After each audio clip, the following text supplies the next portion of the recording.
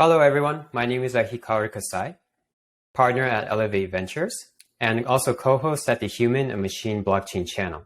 So today I'll be moderating the panel on NFTs. And first off, big thank you to TechNode Global for hosting this panel. Also, big thank you to the Beyond Expo team. And also, I'm very excited to introduce the panelists here with well-respected backgrounds. We do have Choo, co-founder and chairman of Animoca Brands. We have Choo, partner at Choo Global Ventures. And we also have Burks, CEO and founder of Mintable. So welcome and thank you all for joining. I'm very excited to go over the topic of NFTs because I'm sure many of us may have heard it on the news or from friends, but it's still a big mystery, right? So today our goal is to really just uncover what NFTs are and why it's so popular in the tech space right now. So let's first begin by diving into kind of like the pain points, right? What are NFTs and what problems are they solving in the first place? So would you like to kick this off? Sure. Thank you. Great pleasure to be here. So I guess in brief, really what NFTs solve in our perspective is it provides us for the first time a true way to own our digital assets, essentially delivering the narrative of property rights, because blockchain can make it immutable and actually validate that ownership without a central authority that tells you otherwise. And in that sense, we can now basically build products on top of it. And so we think non-fungible tokens are going to usher in this incredible creative revolution, because now that you can actually truly own your digital assets, you can then also allow other people to develop on top of them, essentially making them openly composable and kind of creating sort of a digital creative revolution in the way that sort of code was revolutionized through open source. So non-fungible tokens to us is really, we think, completely going to change the world. Got it. Yeah, I mean, non-fungible tokens, definitely. It comes in all forms and sizes too. So a lot of people first off ask a question, right? Why do they have value and why the heck are people buying and selling them? You see them on a marketplace, you see it on the news being sold for like hundreds and thousands of dollars. Kelly, would you like to kind of add to why this is the case? Like, why do they have value in the first place?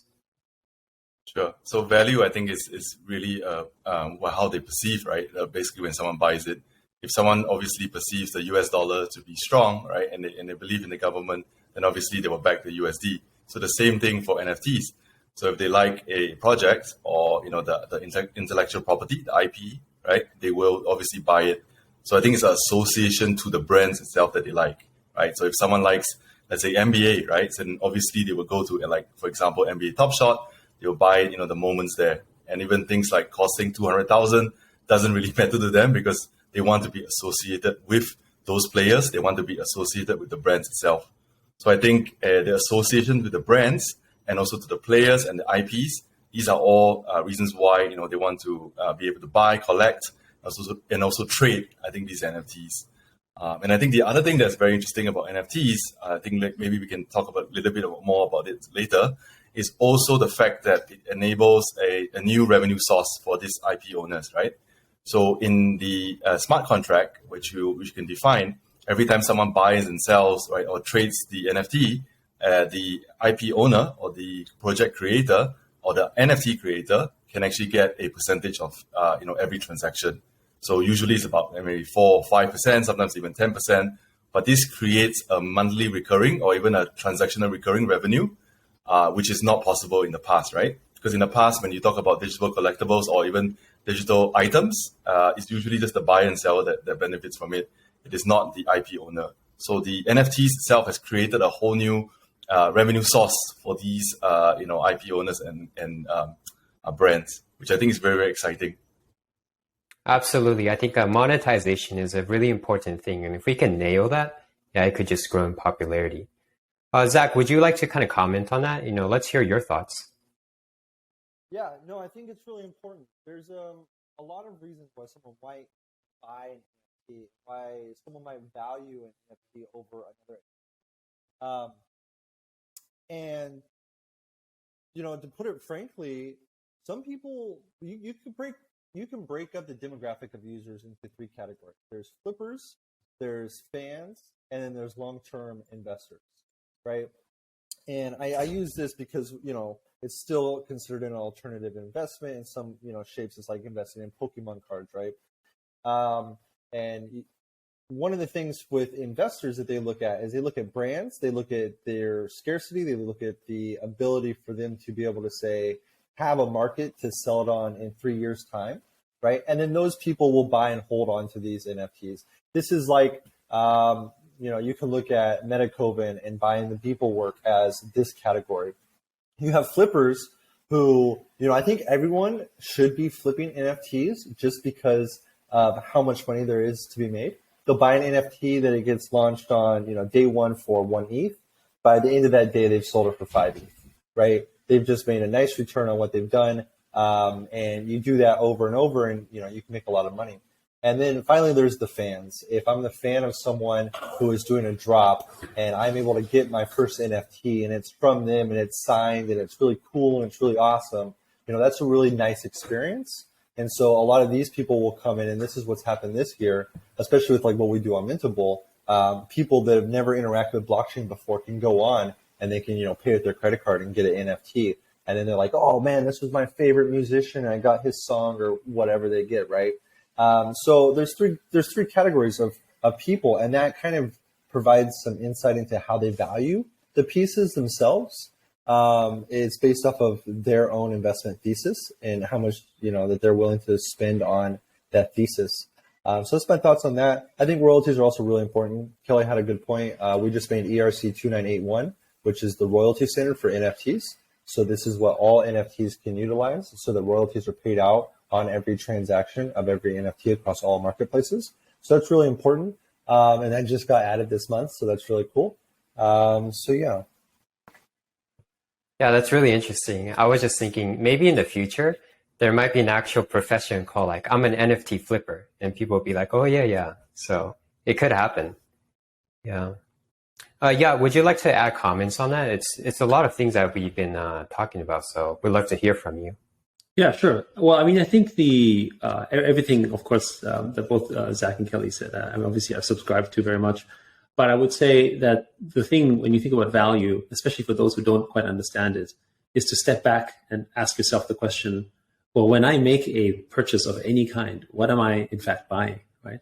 When you buy a sort of Hermes sort of fashion item, or when I make a choice to buy, sort of a Jimmy Choo shoes, for instance, am I doing it because of the material that it's made of? Or am I buying something that is actually perhaps a little bit more, perhaps virtual, which is the creative talent, the sort of network effect that is contained within that physical asset? In fact, that's what we're doing, right? When we make a decision to buy, a Nike or a Puma or an Adidas shoe, are we making the decision because one shoe will make me run faster than the other? No, right? We're generally buying it because maybe LeBron James is using it, or my friends are using it, or my social group is using it, or this cool influencer is using it. So ultimately, I'm buying into a value statement based on the network effect. And what non-fungible tokens are, it's that same digital network effect. And so if you think about valuing, if you buy an NFT that has a poor network effect, as in nobody likes it, nobody uses it, doesn't matter what the utility is, it won't sell for a lot. But if it's an NFT that has accrued value or has a strong community attached to it that loves it, then it becomes valuable, right? And actually, that is exactly the same parallel we have in the physical world. It's just now translated into virtual world, or the meta world, as it were. Exactly, yes. And that's a really important concept you touched on is, the network effect, right? And I think this has to do with the special capabilities when it comes to ownership and traceability of these NFTs. So, Kelly, would you like to comment on that? Like, why is it that NFTs, make this possible in terms of redefined ownership? Right. Maybe I can also share a little bit of one of our portfolios, which is called the Sandbox. I think Sandbox is probably one of the leading, if not the leading, metaverse now with NFTs.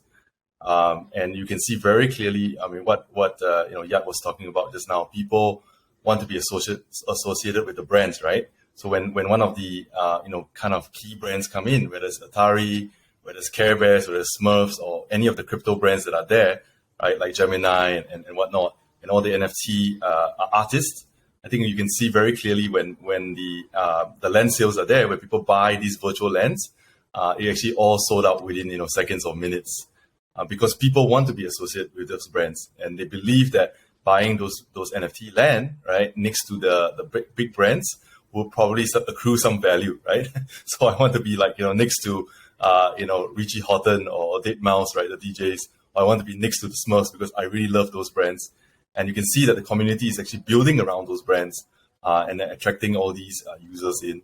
I think this is essentially where the value is, because people want to be associated. They want to make sure that the NFTs that they're buying is of value, or what they perceive to increase in value faster because they're next to those famous artists or brands.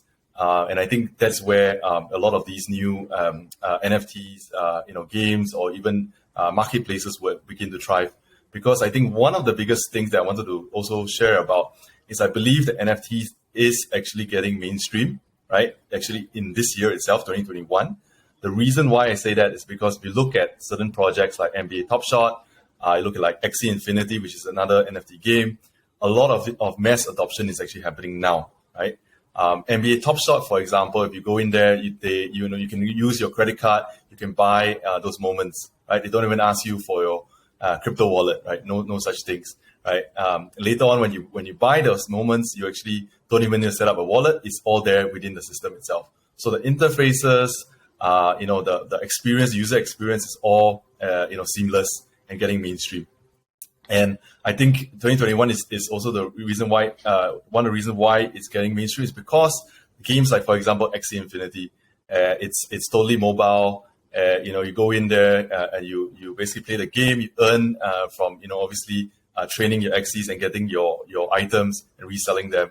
And it's all seamless. It doesn't require you to jump too many hoops in order for you to join those games. So I think the value of NFTs and it also going mainstream is actually happening now.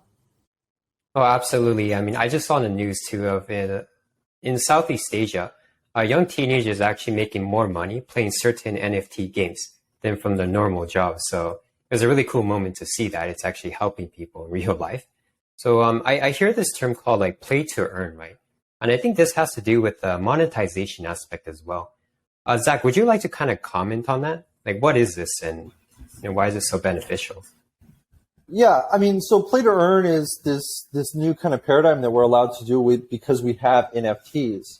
And so what this means is now like you literally can make a living by playing the game. We used to have this, we still have this where, for example, in Venezuela, a lot of people in Venezuela will actually play video games to, break the rules and sell like the gold that they earn or whatever, because they'll make more money doing that than they will working a normal 9-to-5. But with crypto and NFTs now, it's not so much about breaking the rules, but it's encouraged, right? That's what the whole point of the game is. It's like if you and I played chess, and every time I beat you, I collected one of your pieces that I could then resell for a small profit, right? Over time, I would be able to amass some monetary value from playing this game. So this is really exciting. But one thing that we've talked on so far is brands, games, projects, but we haven't talked about the everyday consumer. Kelly brought up a really good point that we are going mainstream. We definitely are. But mainstream is also outside of just having Coca-Cola have an NFT and outside of World of Warcraft doing NFTs. These are amazing.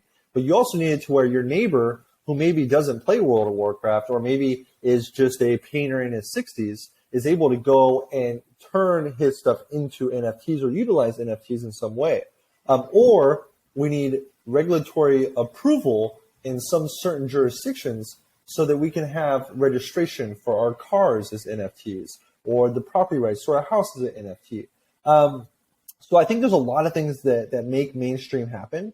And I think play to earn is one way that you can see the gaming industry really kind of expand into the NFT space with that functionality and that model. But I think that won't be enough for mass adoption. We need to have more, right? But I think by 2022 and 2023, every single person in Western society will probably have interacted with NFTs or do so on a daily or weekly basis.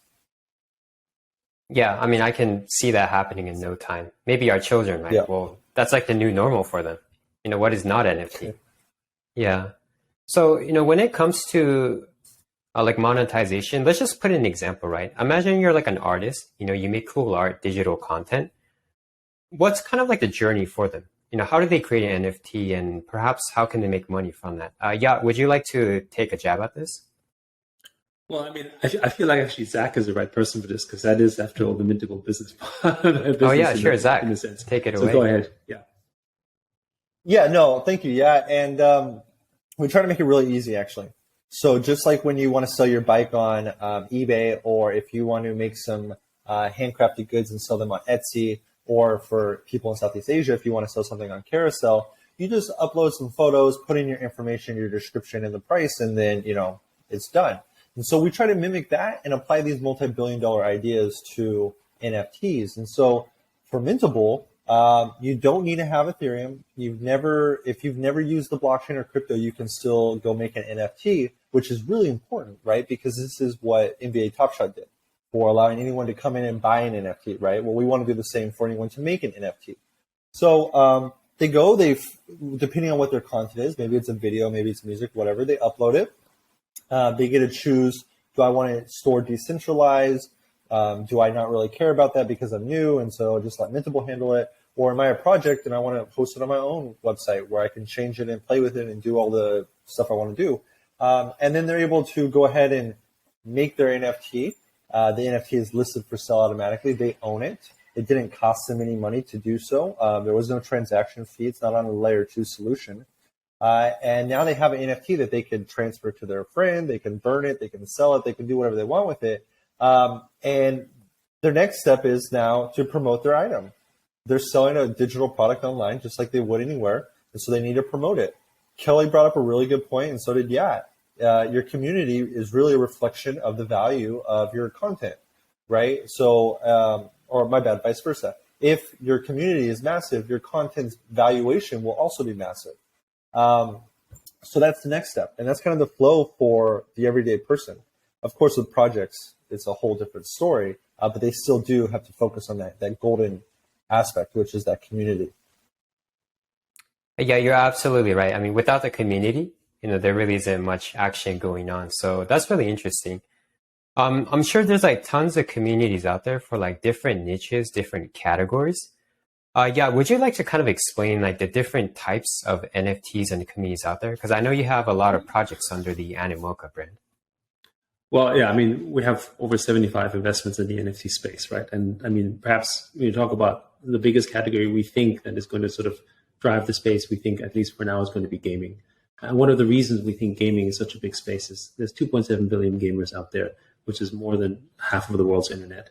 And they're already in metaverse light, right? Essentially living and playing with a form of virtual currency, buying virtual goods, which aren't assets because they're not real assets, except that the interaction between them feels like real assets. You talk to a gamer and they buy a virtual sword.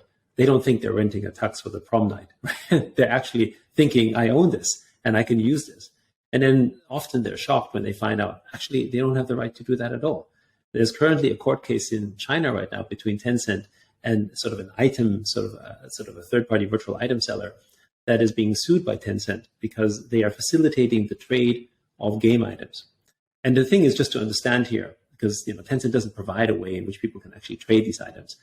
So it's a black market approach. People go to the website and say, "Hey, I'll meet you at 6:00," and like it's total black market stuff. It's like a Cold War spy movie, except in this case, or spy novel, but except they're doing it entirely virtual. And so they meet up and they trade, and then Tencent we don't like this at all. But the crux of their argument is not that you're not allowed to do it on the platform. It's because all the assets belongs to Tencent. So you're actually selling goods that belongs to Tencent, not to the players. And there was a little bit of an uproar, in China about this, but the gamers says, "What? I bought these items, I spent thousands of dollars, and I don't own it." So we think the gamers are the most natural form of adoption because they understand that. But of course, as Zach and Kelly had mentioned earlier, I think mass adoption is on the way, and all other categories, be it artists, creators, musicians, in all areas, and also in finance, right? I mean, an NFT is represented as a contract, right? So, everything that is unique, anything here, maybe another way to think of it is, NFTs, as I said earlier, were digital property rights. They are effectively stores of data. And these stores of data is really the most important thing that we have today. What is the most valuable resource in the world today is not sort of natural goods that are being mined around the world or produced, or the silver or the gold. It's our data, right?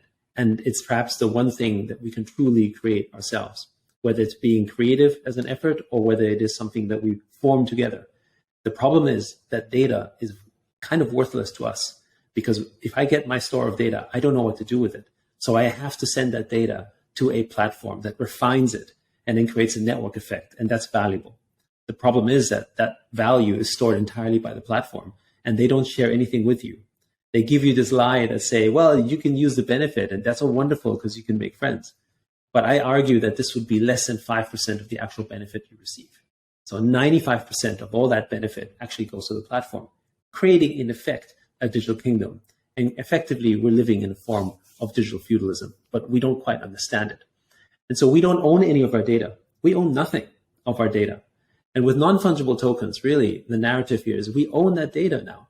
And we own the network effect, or a portion of that network effect that used to belong to the platform, but rightfully belongs to us. And we can then choose how that's given or distributed. And so one of the big movements is, of course, with artists and creators, because there, again, it's the narrative. I'm not having Spotify sell my music for peanuts. I own a part of that creative aspect. And the person who's paying me for the music actually gives me a share of that going forward as well. And we create a direct relationship that is actually equitable. So this is the big revolution here, I think, when we talk about it. So I think NFTs isn't just going to touch a few industries. It's going to be everything. It's a redrawing. We think of it as the foundation of Web3. Yeah, I got a question for you. What do you think is going to happen when we have the first court case where someone is claiming ownership to a physical item or even a digital item, if it's say it's a game item, where it was sold as an NFT, it was sold on behalf of, you're buying this, you own this item, right? Whether it's a painting or a sword in a game, that was the intention. So someone bought the NFT, they own the NFT, but then they do something or they try to get the physical item or whatever that the parent company does not like, and so they end up, going to court over the situation. What do you think the outcome of that very first court case is going to decide? Of course, it depends on jurisdiction and where this is taking place. Sure. But just what are your thoughts on that? And we need to see that precedent eventually. Yes, right? absolutely. There's an interesting precedent that happened in Korea, actually, not too long ago, where the Korean courts ruled in favor of someone owning digital assets because they were stolen by another person. Korea is the only one that has that, by the way. And so set a precedent where you have to actually value your virtual assets almost like property, but the custodian is actually the game company. So that's an interesting case. But generally speaking, I think what you're describing is that of an oracle, where you basically have an NFT that is attached to a physical item, right? That's what you're talking about. And is that what, or you're just generally virtual items? I mean, say we do a deal where that whiteboard in your background, you're going to sell to me as an NFT, and I get ownership of it. And then one day I buy the NFT, and I come up to your office and I say, "Hey, I'm here to claim that whiteboard." Right, and you say, no, you don't get to claim it. And I go, but I got ownership, right? And then we go to court over that type of situation.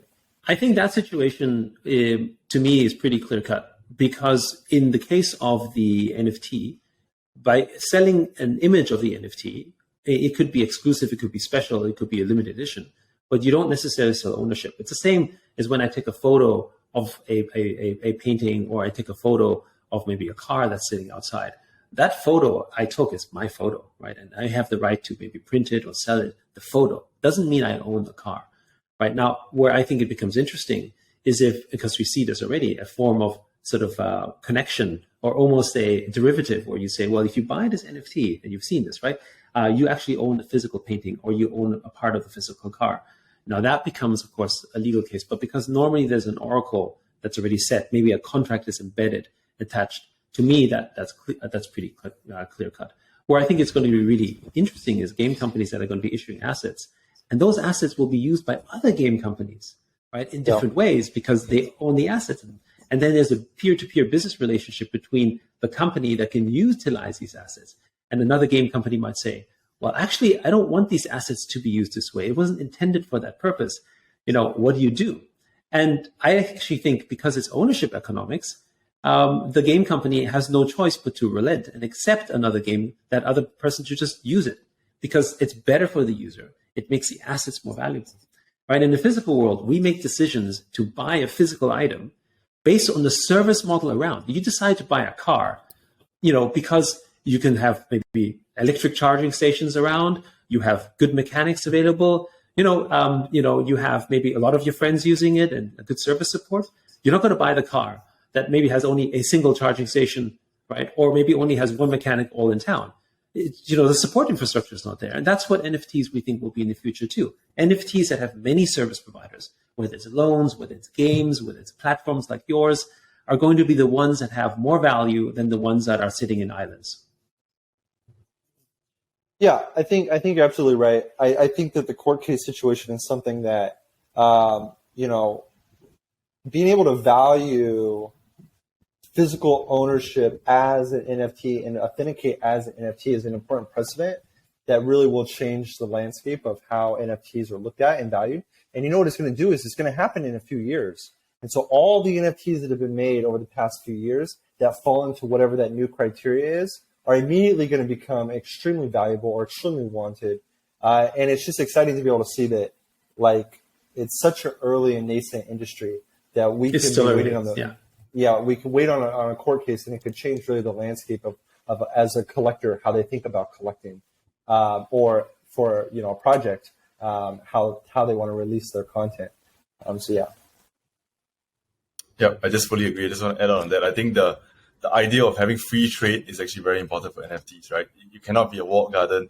It just doesn't work. The value of your asset, the value of the community is going to be limited to your walled garden. And really this free trade idea is something that's really in the future. And I think I wanted to just ask maybe Yak on this question. Do you see any examples of how this is happening now, right? Where one project accepts another project's NFTs, and the value together is actually much higher than if they were walled gardens. Well, I mean, there's so many, right? Perhaps the most prominent example it would probably be CryptoPunks, right? I mean, CryptoPunks is obviously a project that was adopted by the community, and most people forget that the very first CryptoPunks were free. Basically. And of course, now they're amongst the most valuable NFTs in history. And again, it was about building the community. But now you have all these other platforms that are adopting them or doing companions for if you own a CryptoPunk. And really what happens is that the network effect of CryptoPunk, of course, expands. It becomes more powerful and more desirable. But everyone else who's attaching themselves to the CryptoPunk narrative grows with them, right? And that is what network effect is about. And it's a community building that takes place even as a derivative. And so I think the open mind frame, as you talk about that to me, I think is already represented with Web 1, Web 2 in the form of open source, right? There is no way that a large company, no matter how many resources they have, they could even be as big as China, they can't ban open source because you're basically locking out the network effect of tens of millions of the brightest coders around the world. But it's also the reason why a 5-person startup can challenge Google.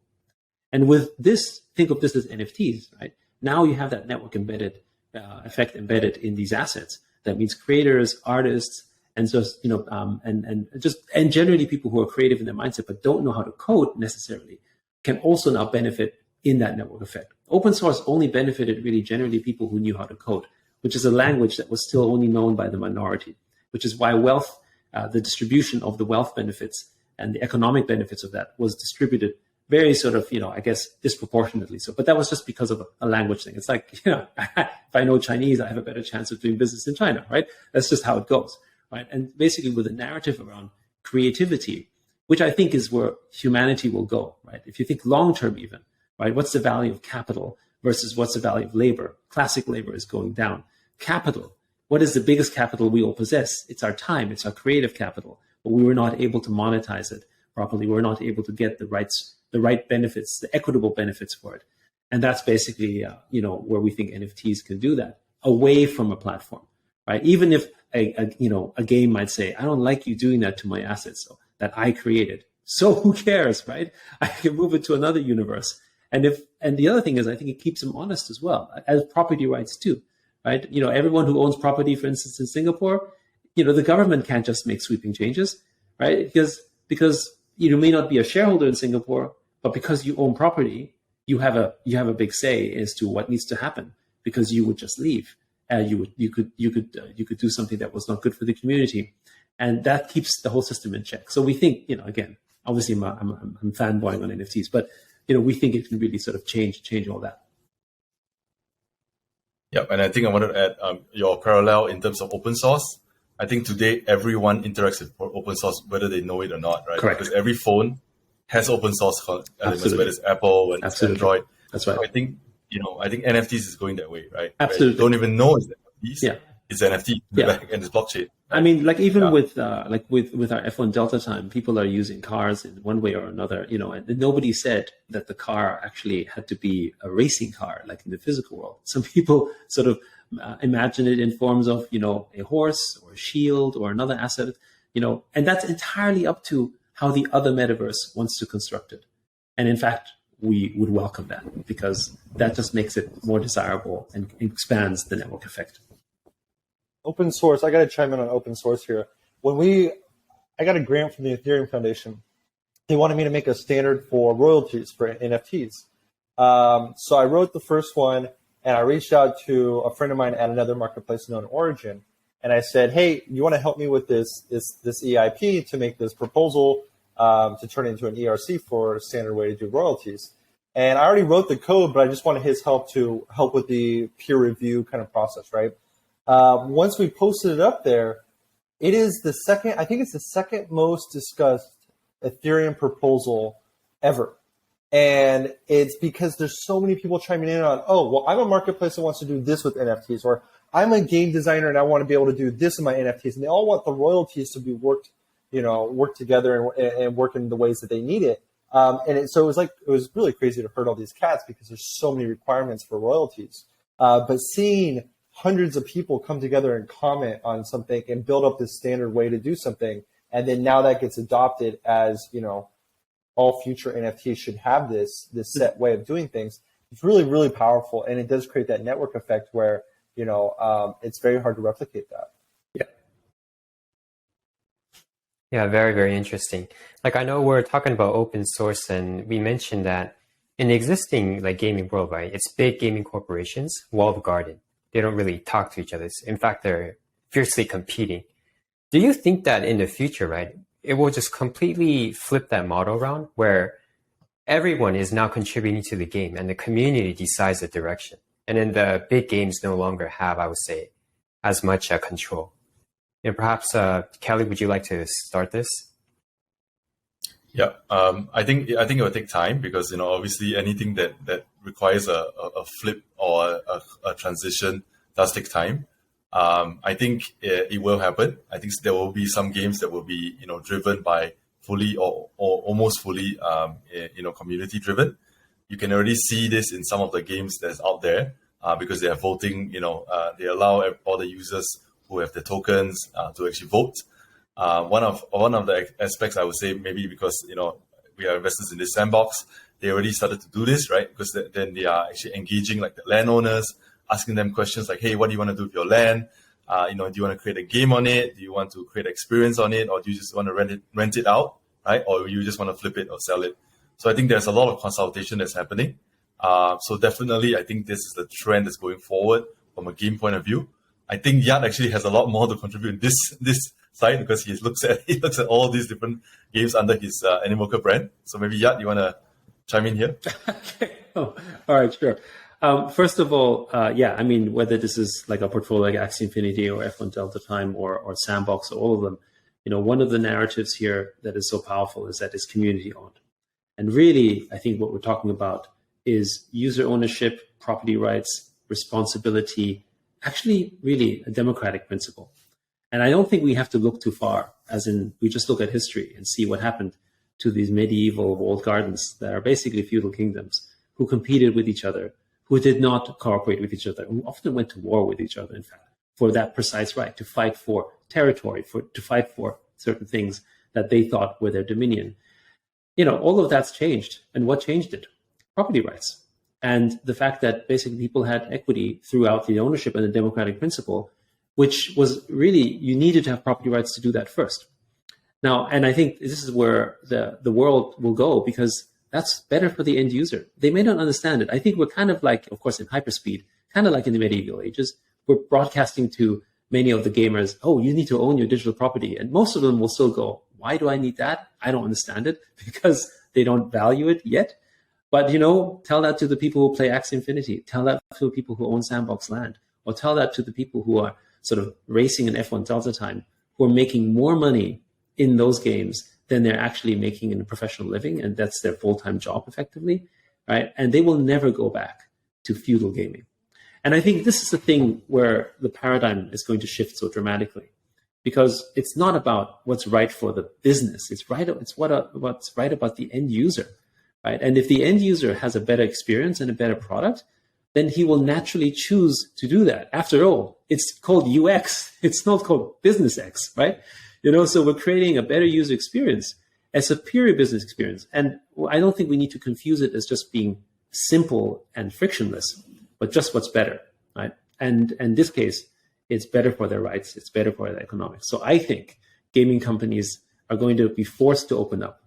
But they're not, the ones who are right about this are not going to be poor for it. I mean, the Queen of England is still the wealthiest, or one of the wealthiest people in the UK, right? And that's because the whole macro ecosystem grew along with her. But it's the ones who resisted that are gone. So I think anyone who resists this movement will either end up like North Korea or will basically disappear. And I think it's where I think the world needs to go. And no king willingly gave up their kingdom, right? That force push always came from external forces. So I view where we are right now as a kind of bloodless revolution that's taking place, because thankfully none of those game platforms actually have armies. So it's not going to be that, right? And so I think this, however, this is where it's going to go, and all game companies are going to have to go there sooner than we think. I mean, even Mark Zuckerberg recently talked about, we're the metaverse, right? And so this is no longer a case of a niche audience fantasizing about, living Ready Player One. It's coming right at us at hyperspeed. Beautiful. Yeah, Zach, what's your take on that? I mean, I agree 100%. I think that, feudal gaming is I like that term, and I think I want to use that now, feudal gaming. And you make a really great point.